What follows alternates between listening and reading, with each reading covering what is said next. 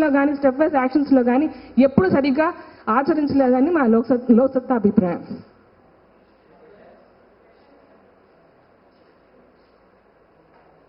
వారిగా ఎన్నో ఉద్యమాలు చేసింది. అసలు బెల్ట్ షాపులే లేవన్న ముఖ్యమంత్రికి రాష్ట్రం లోపల బెల్ట్ షాపులని, ఇదిగో బెల్ట్ షాపులు ఇక్కడ ఉన్నాయని చెప్పేసి అడ్రస్లు సాక్షాత్తు పులివెందుల ఇడుపులపాయతో సహా చూపించాం.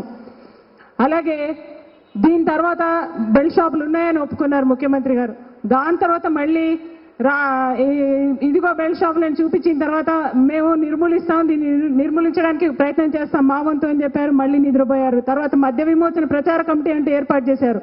ఈ కమిటీకి ఒక ఫండ్ ఏర్పాటు చేశారు. ఈ ఫండ్ని వాళ్ళు ఏసీ రూముల్లో తిరగడానికి, ఏసీ కార్లలో తిరగడానికి తప్పితే ఎక్కడ మద్యాన్ని నిషేధించినట్టు కానీ మద్యాన్ని తాగవద్దుగా అని ఎట్లాంటి ప్రచారం అయితే కనిపించలేదు. వాళ్ళ రూమ్ మట్టుకే పరిమితం అయిపోయింది అది.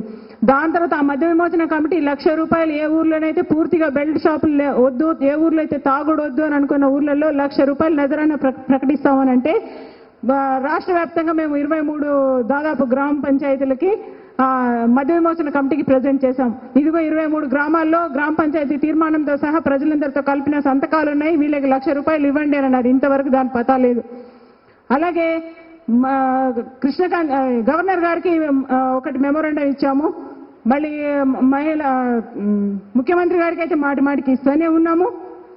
రాష్ట్ర వ్యాప్తంగా మహిళలందరినీ కలుపుకొని ఉద్యమాలు చేయండి అంటే మమ్మల్ని చూసి టీడీపీ వాళ్ళు వచ్చారు, ఉద్యమం మేము చేస్తామని చెప్పేసి, బీజేపీ వాళ్ళు వచ్చారు, మేము బెల్ట్ షాపులు మూయిస్తామని చెప్పేసి అందరూ వచ్చారు. సంతోషమే, మేము కాదనడం, అందరినీ స్వాగతిస్తున్నాం. కాకపోతే మళ్ళీ వాళ్ళు ఒకవైపు మూసేస్తామని చెప్పేసి టెండర్లలో, ఆప్షన్లలో పాల్గొన్నది వాళ్ళే.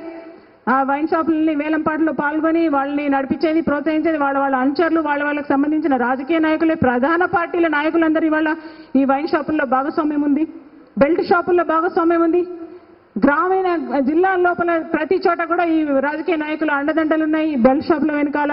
అలాగే గ్రామాన కూడా ఇప్పుడు మొదలైన గ్రామ కమిటీల ఆధ్వర్యంలో ఇవి నడుస్తున్నాయి. గ్రామాభివృద్ధి కమిటీ తరఫున ఊర్లో మద్యం వేలం పాటలు నడుస్తున్నాయి, అనాథరైజ్డ్ గా నడిచేవి. ఇవన్నీ ఎక్సైజ్ శాఖకు తెలియదు, రాష్ట్ర ప్రభుత్వానికి తెలియదు అన్నది ఏం లేదు.